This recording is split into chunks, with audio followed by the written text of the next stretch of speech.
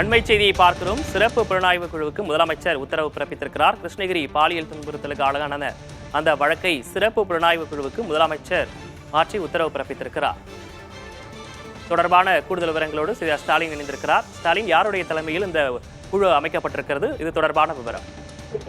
விக்னேஷ், கிருஷ்ணகிரி மாவட்டம் கந்திக்குப்பத்தில் தனியார் பள்ளி பயிற்சி முகாமில் இந்த பள்ளி மாணவிகளுக்கு சிலர் பாலியல் துன்புறுத்தலுக்கான சம்பவத்தை உடனடியாக விசாரித்து உரிய நடவடிக்கை எடுத்திட தமிழ்நாடு முதலமைச்சர் தற்போது உத்தரவு பிறப்பித்துள்ளார். இது குறித்த விசாரணையை துரிதமாக மேற்கொண்டு 15 நாட்களுக்குள் அடுத்த 15 நாட்களுக்குள் அனைத்து நடவடிக்கைகளையும் முடிக்க வேண்டும் என்றும் காவல்துறை தலைவர் தலைமையில் சிறப்பு புலனாய்வு குழு அமைத்திடவும் தற்போது சமூக நலத்துறை செயலாளர் அவர்களின் தலைமையில் பல்நோக்கு குழு அமைத்திடவும் தமிழ்நாடு முதலமைச்சர் உத்தரவு பிறப்பித்துள்ளார்.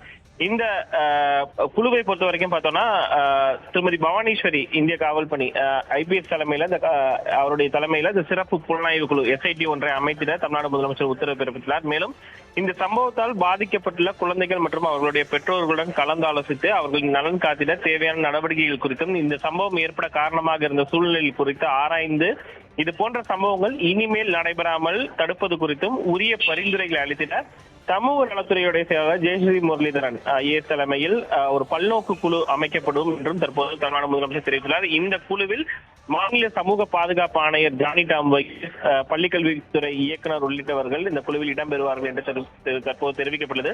அடுத்த 15 நாட்களுக்குள் அனைத்து நடவடிக்கைகளையும் முடிக்க வேண்டும் என்றும் தற்போது இந்த உத்தரவை தமிழ்நாடு முதலமைச்சர் பிறப்பித்தார். ஏற்கனவே இந்த சம்பவத்தில் குற்றவாளிகள் உடனடியாக கைது செய்யப்பட்டிருக்கக்கூடிய நிலையில் இது போன்ற சம்பவங்கள் இனிமேல் நடைபெறாமல் இருப்பதற்கு அந்த பல்நோக்கு குழுவும் உரிய விசாரணை நடத்துவது தொடர்பாக இந்த SIT புலனாய்வு குழுவும் செயல்படும் என்றும் தற்போது தெரிவிக்கப்பட்டிருக்கிறது. கூடுதல் விவரங்களுக்கு நன்றி ஸ்டாலின்.